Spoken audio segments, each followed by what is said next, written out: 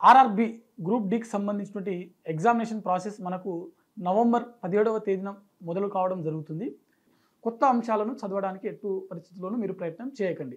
మరో విషయం ఏంటంటే అభ్యర్థులు చాలామంది ఈ 10 రోజులలో ఏదో టూర్ ప్లాన్స్ లేకుంటే ఫ్యామిలీకి సంబంధించిన ఫంక్షన్స్ ఇలాంటివి ఏదైనా ప్లాన్ చేసుకునేటువంటి ప్రయత్నం చేస్తూ ఉంటారు.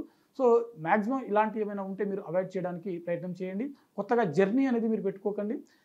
వీలైనంత వరకు ఈ 10 రోజులు అట్లీస్ట్ 7.5 నుంచి 8 అవర్స్ పర్ డే పడుకోవడానికి ప్రయత్నం చేయండి. మైండ్ అనేది రిలాక్స్గా ఉంచుకోండి. అదేవిధంగా ఎలాంటి అన్నెసెసరీ సంబంధించిన విషయాలలో మీరు జోక్యం చేసుకోకుండా మీ మైండ్ని రిలాక్సేషన్లో ఉంచుకోవడానికి ప్రయత్నం చేయండి. ఇది మనకు కొంతవరకు అంటే క్వశ్చన్స్ సంబంధించినటువంటి ఏదైనా టాపిక్స్ ఏవైతే ఉన్నాయో అవన్నీ గుర్తుండడానికి అవకాశం ఉంటుంది. మరి ముఖ్యంగా ఎగ్జామినేషన్ హాల్లోకి మీరు ఎంటర్ అయిన తర్వాత మీకు ఎలాంటి టెన్షన్స్ అనేది ఉండకుండా ఉండడానికి అవకాశం ఉంటుంది. అయితే ఇక్కడ మరో ముఖ్యమైన విషయం ఏంటంటే ఆర్థమెటిక్ రీజనింగ్ సంబంధించిన టాపిక్ మనకు స్కోరింగ్ సబ్జెక్ట్ ఏంటంటే ఇవే అనమాట. మనకు రీజనింగ్లో ఎంతవరకు మీరు పర్ఫార్మెన్స్ చూపిస్తారో దాని ఆధారంగానే మీకు జాబ్ అనేది వచ్చేది రాంది అనేది డిపెండ్ అవుతుంది అనమాట. ఓకేనా?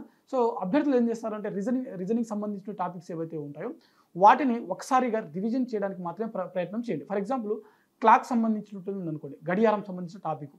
దీంట్లో ఉన్నటువంటి మనకు ఫార్ములాస్ ఒక 2-3 ఫార్ములాస్ ఉంటాయి. ఆ ఫార్ములాస్ని ఒకసారి రివిజన్ చేసేటువంటి ప్రయత్నం చేయండి. అదేవిధంగా క్యాలెండర్ ఉందనుకోండి, క్యాలెండర్ టాపిక్ సంబంధించిన ఫార్ములాస్ ఏముంది, అసలు ఒకటే ఫార్ములా ఉంటుంది మ్యాక్సిమం. కొన్ని ఇన్స్టిట్యూట్లలో ఇంకో ఫార్ములా ఇస్తారు. సో ఆ ఫార్ములాను ఏ విధంగా రివిజన్ చేయాలని చూసుకోండి. కోడింగ్, డీకోడింగ్, వేరే కొన్ని అర్థమెటికల్ రీజనింగ్ సంబంధించిన టాపిక్స్ అవి ఉంటాయి కదా, అవన్నీ నార్మల్గానే ఉంటాయి. కాకపోతే మీరేం చేయాలంటే A to Z అనేది రివర్స్ ఎలా రాస్తాము, మనం ఆల్రెడీ కోడింగ్ డీకోడింగ్ టాపిక్లో మనం బేసిక్స్ నేర్చుకుంటాం కదా. సో వాటిని ఒకసారి రివిజన్ చేసుకుంటే ప్రయత్నం చేయండి. అంటే A to Z reverse plus వాటి యొక్క నెంబరింగ్, అంటే A1 రివర్స్లో చేస్తే 26 ఇలా అనేది మీరు డివైడ్ చేసుకోవడానికి ఒకసారి రివిజన్ చేసుకోవడానికి డివైడ్ చేసి రివిజన్ చేసుకోవడానికి ప్రయత్నం చేయండి. సేమ్ మీరు ఆర్థమెటిక్లో కూడా కొత్త ఫార్ములాస్ కానీ కొత్త టాపిక్లు కానీ చదవడానికి ప్రయత్నం చేయొద్దు. కేవలం ఈ ఆర్థమెటిక్లో కూడా మీకు గతంలో చదివినటువంటి టాపిక్సే, అది కూడా మీరు గతంలో చదివినటువంటి ఫార్ములాస్ ఏవైతే ఉంటాయో, నెంబర్ సిస్టమ్ ఉంటుంది. అదేవిధంగా వేరే టాపిక్స్ LCM, HCF, లేకపోతే మనకు సింపుల్ ఇంట్రెస్ట్, కాంపౌండ్ ఇంట్రెస్ట్, ప్రతి ఒక్కటి కూడా జస్ట్ మీరు ఫార్ములాస్ ఏవైతే ఉంటాయో ఆ ఫార్ములాస్ని రివిజన్ చేసుకోండి.